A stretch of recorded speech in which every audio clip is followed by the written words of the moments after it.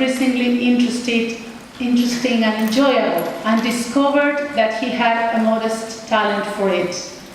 After a couple of years, he finally saw the light and turned into a full-time English language teacher.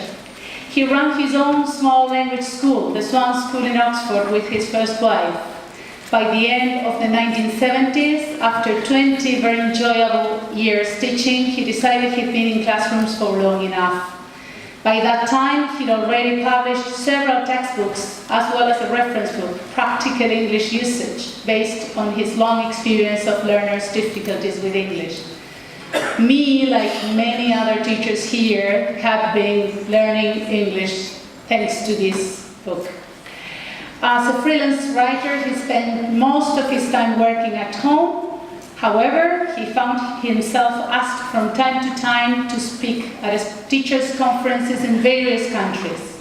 This gave him a chance to come out of his molehill, emerge, blinking into the light, and travel to beautiful places where he met interesting people, sampled the local food and wine, and got to talk to friendly audiences of co-professionals.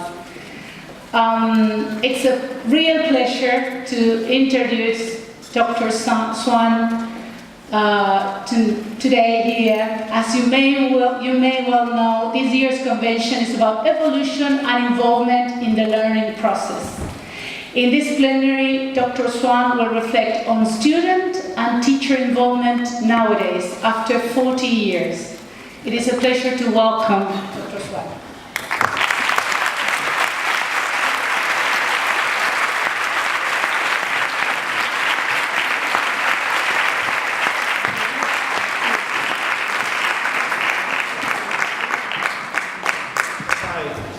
The introduction is always more interesting than the talk, I'm afraid.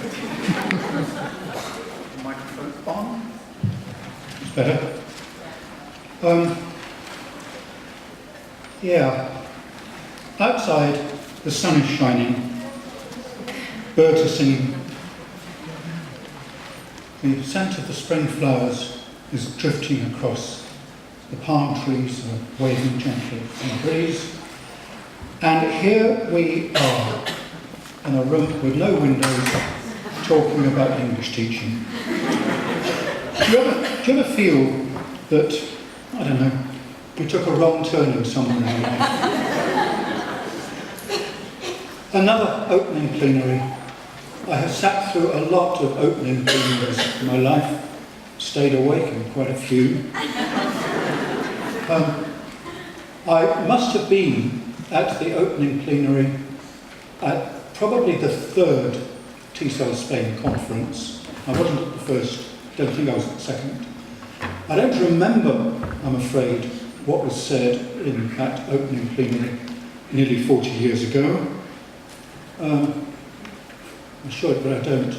Maybe in 40 years you won't remember exactly what I'm going to say today, but please do make an effort, will you? Obviously then I didn't think that I was going to have the privilege of addressing you at your association's 40th anniversary, a real privilege, an honour. It's clear that since those days your organisation has gone steadily uphill, from strength to strength. I've gone steadily in the other direction, from weakness to weakness.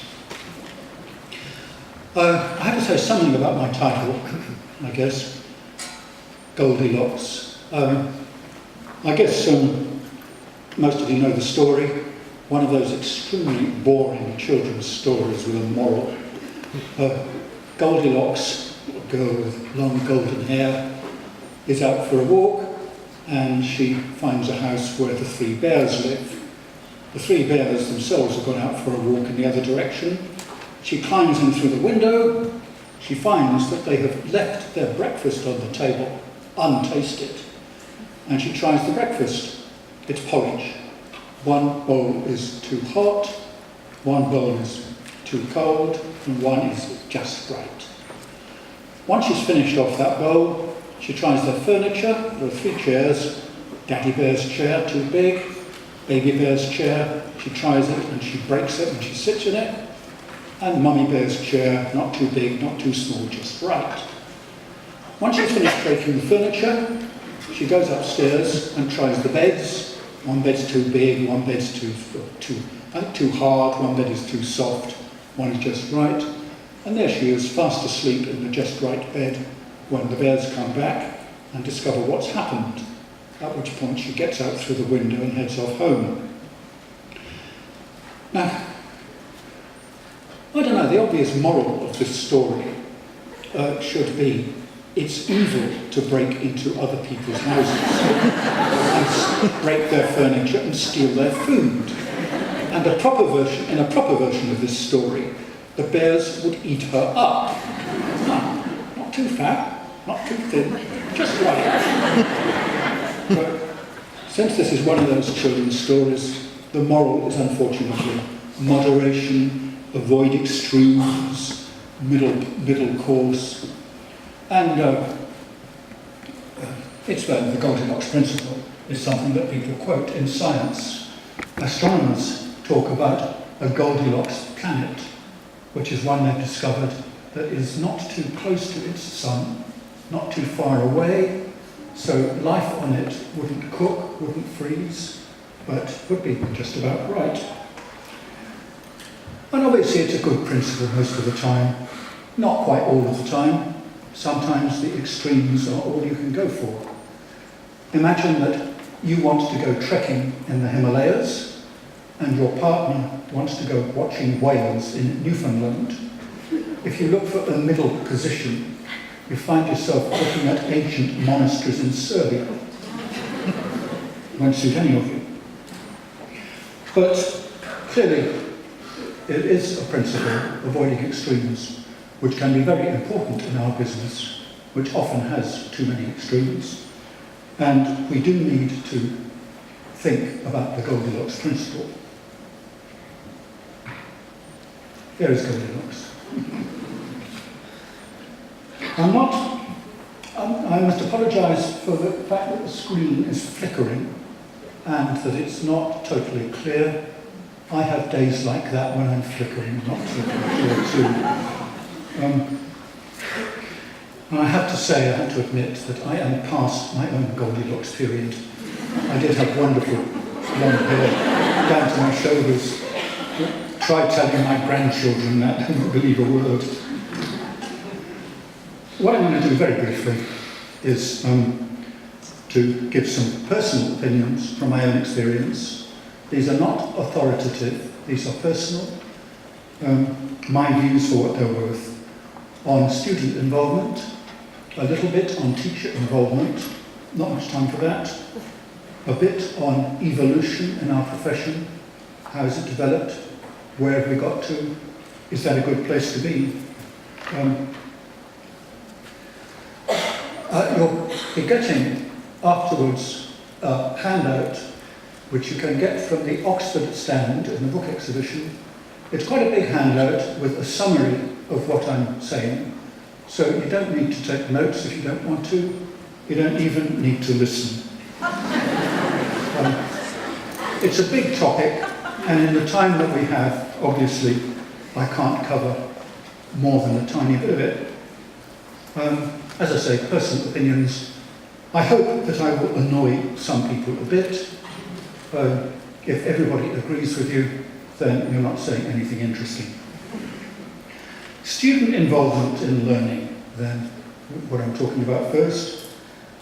Obviously, we need some, not too little, not too much, but something in between. Is that visible or not at all? Yes. Yeah, okay, good. And I think it's worth looking at two different areas of student involvement. Clearly, we want students to be as involved as they can manage personally in their learning and the decisions that are made. And I think you can distinguish between involvement that is directed, really caused by the teacher gets the students involved, and more complete form of involvement where we're talking about autonomy and students are doing things which are not really directed by the teacher. Teacher-directed involvement first, then. Something that's interested me from the very beginning in this business is student personalisation and creativity. Students are all using the same book. They've got their book open at page 47. They've all got the same page. And inside their heads, they have all got totally different pages, books, volumes, encyclopedias of personal ideas, opinions, feelings, experiences. And the more one can use that in language learning, language practice, the better. And I got particularly interested in how you can actually even make grammar interesting. Grammar for most people isn't interesting. But if the students can practice grammar while they're bringing out what's in their heads, then you can actually get somewhere. You can do it in various ways, and we could spend a whole day on ways of doing that. We haven't got a whole day, we've got hardly any time. But let's try something anyway. Do you hate it when you're sitting in a plenary and you're just getting used to relaxing, beginning to daydream, make mental shopping lists, this and that, and suddenly you have to do something? I hate that. Right, this is what I want you to do. It's very easy. I want you to write the following 3 words on a paper or in your head, I don't mind. These 3 words, do you ever? Okay, there you are, do you ever? Done that? That was easy. Now this is easy as well. I want you to complete that. It's a question. And I want you to complete the question so that you'll get an interesting answer. Personal question. So not, do you ever read the newspaper, for God's sake? Something more interesting, like, do you ever hate everybody? Or, do you ever smell your own armpits when nobody's looking? Up to you. Your own question, you have 1 minute to complete that question. Go. 1 minute.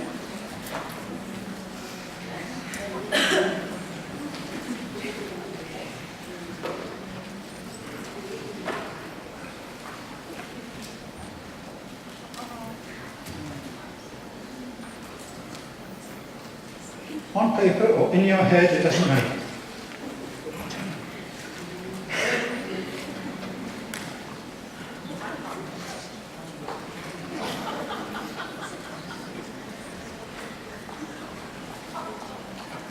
Got your question?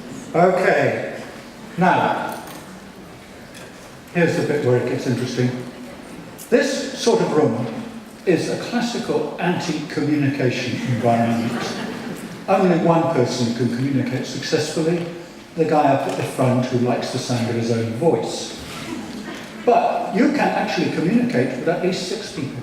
So, if this is where it starts, everybody, shock horror, stand up, please. Everybody stand up. I mean it. A lot. I'm watching you. Right. You can communicate with at least 6 people. When I say go, I want you to ask your question of at least 6 people, and remember, how many yeses, how many nos? Go. 2 minutes.